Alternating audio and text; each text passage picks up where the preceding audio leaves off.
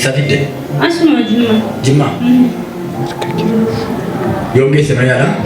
Kaleessuma ganama qabeenya jedhaan kaleessuma ganama ni fuudhee akimii geesse. Sa'aatii kudhan keessa gara koona ciniina laphina jina waraanee achiin boodee bakka akka gaggabsuutti fudhatee caraa'ee. Kan keessa innaan jiru wal deebisaa jalqabeenna wal deebisaa sanaan immoo akimii geessa giddiitti geessee giddiin immoo hospitaalatti na dabarsa. Hospitaalis keessa dhaala. Amma kaleessa fuudhee gali.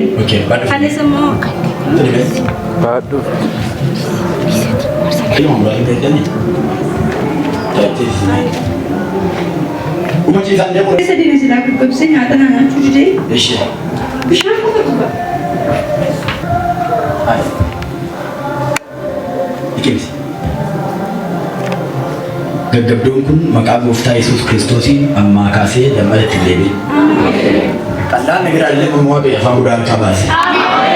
Nee kottu gurgurtaa qabamees mataa isaa kana. Akkatti maalaalaame waan dha'uuf kee fakkaata mataan daa'ima kana. Waan addaan baran dhufee fakkaatu duraas qabeera sana. Muka guburu dari mo inata. Tak ada orang sini. Mereka kecil lagi. Nanti untuk kami, untuk bisa di mana ya lah hidup. Hukum ni, wakai wami cakode, namin dulu nenju. Namun maaf kerana namun belum tahu bayi. Utan orang gara saat itu cuma berbadi. Raju ni satu kawan fikir dia bilu. Mari betu, dua sahaja ni dua kerana tiga ratus garis sudah garis. Garu bukan bikin tongkai karena tim akan dikatakan cukup isa kasih. Jadi makanya garu wakai harga saya tanah harga nambah saya. Harga tiga batu wakai harga apa saya dah. Kalau Om nama kai Yesus Kristus. Amin. Amin. Jadi makanya apa makasih negara tu. Amin. Betul betul bisa nak boleh. Yesus sih berfirman sama tamu kita sebidang tidak gaggabdo. Yesus Kristus amma kasih semua kenara. Amin. Arti sana cendera sah, nama kai Yesus Kristus. Amin. Amin. Makangkap. Amin.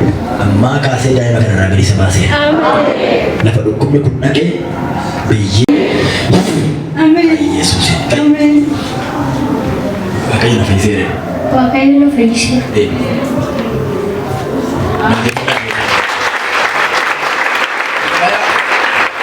Kebaya? Dokumen. Isrek. Mbak.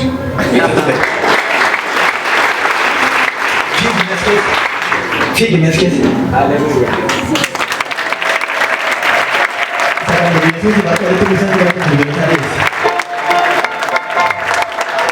Kita berikan pura. Yesus sing jirenya kita nggak diisi asok. Jirenya kita raru putih nama kai Yesus sih. Karena kita berikan pura Yesus kuftar ya daripada. Maka sedai makan apa ganti.